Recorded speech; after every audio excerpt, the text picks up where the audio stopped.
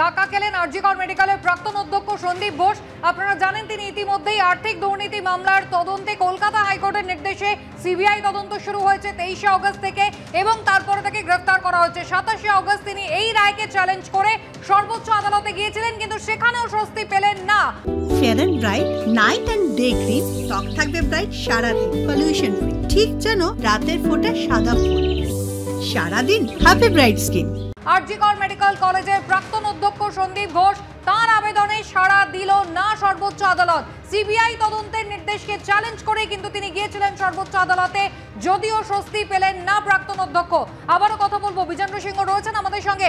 বিজেন্দ্র, একটা জিনিস খুব পরিষ্কার, আমরা জানি 13ই অগস্ট একেবারে খুন ও ধর্ষণের মামলায় সিবিআই তদন্তের নির্দেশ দিয়েছিল কলকাতা হাইকোর্ট এবং তারপরে 23শে অগস্ট এই আর্থিক দুর্নীতির মামলায় একেবারে সন্দীপ ঘোষের বিরুদ্ধে এবং গোটা আর্থিক দুর্নীতির মামলার তদন্ত সিবিআই এর হাতে কলকাতা হাইকোর্টে তুলে দিয়েছিল, যাকে চ্যালেঞ্জ করে সর্বোচ্চ আদালতের দ্বারস্থ হয়েছিলেন সন্দীপ ঘোষ। সেক্ষেত্রে তার মূল অভিযোগের জায়গাগুলো কি কি ছিল, যাকে আজকে খারিজ করলো সর্বোচ্চ আদালত? দেখো, দুটো অভিযোগ তিনি করছিলেন অনুসুয়া, বারবার তার আইনজীবী এটাই বলছিলেন। এক ছিল আখতার আলীর লোকাস স্ট্যান্ডে নিয়ে।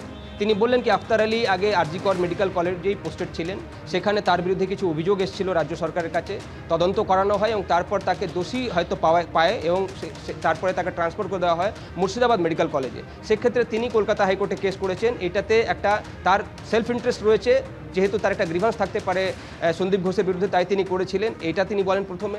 দ্বিতীয় কথাটা তিনি বলেন কি যে অবজারভেশনগুলো রয়েছে অর্ডারের মধ্যে, পেজ নম্বর 11 প্যারা নম্বর 15 যেটা রয়েছে কলকাতা হাইকোর্টের অর্ডারে, সেখানে এই বায়োমেডিক্যাল ওয়েস্ট বা যে দুর্নীতিগুলো রয়েছে আরজিকর মেডিকেল কলেজে, যেটাকে নিয়ে তারা তদন্তের নির্দেশ দিয়েছিলেন, হাইকোর্ট বলেছে কি এটার সঙ্গে কি কোনো সম্পর্ক রয়েছে বা কোনো কি লিঙ্ক বা কোনো কি নেক্সাস রয়েছে, যেভাবে এই ডাক্তারকে ধর্ষণ এবং খুন করা হলো, এই লিঙ্কটাও কিন্তু সিবিআই দেখবে।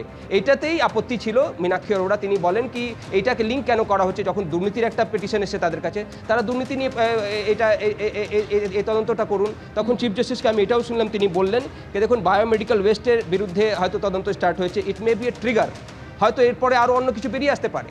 তো তিনি বলেন কি এটা একটা ট্রিগার ছিল এই দুর্নীতির, অন্যান্য দুর্নীতি হয়েছে কিনা এসবই তদন্তের সাপেক্ষে, তারা এটাতে কোনো হস্তক্ষেপ করবেন না। এক, আখতার আলীকে নিয়ে আজকে চিফ জাস্টিস বলেন কি তার বিরুদ্ধে রাজ্য সরকার তদন্ত করেছে, তাকে শাস্তি দিয়ে দেবে কি দেবে না সেটা অন্য একটা তদন্তের বিষয়। কিন্তু এইখানে যে কলকাতা হাইকোর্ট রায় দিয়েছে, সেটা তারা দুর্নীতির ইস্যুর উপর রায় দিয়েছেন কি আরজিকর মেডিকেল কলেজে যে দুর্নীতি হয়েছে সন্দীপ ঘোষ প্রিন্সিপাল থাকাকালীন, সেটাকে তারা তদন্ত করবেন। এইখানে কোনো আপত্তির তো কথা থাকা নয়, কথা হবে না যে কি কোনো দুর্নীতি হয়েছে। এবং দ্বিতীয় পয়েন্ট খুবই ইম্পর্টেন্ট, যেটা বললেন আজকে চিফ জাস্টিস, সেটা বললেন কি it can not be disputed that you were the principal when this alleged crime took place. অর্থাৎ আপনি তো প্রিন্সিপাল ছিলেন সেখানে যখন এই ডাক্তারকে ধর্ষণ করা হলো এবং খুন করা হলো। সেক্ষেত্রে এটা কি কোনো ডিসপিউটেড পয়েন্ট রয়েছে?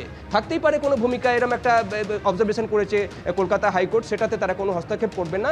এবং বলা যেতে পারে এই দুটো গ্রাউন্ডেই কোনো রিলিফ আজকে সন্দীপ ঘোষ সুপ্রিম কোর্ট থেকে পেলেন না।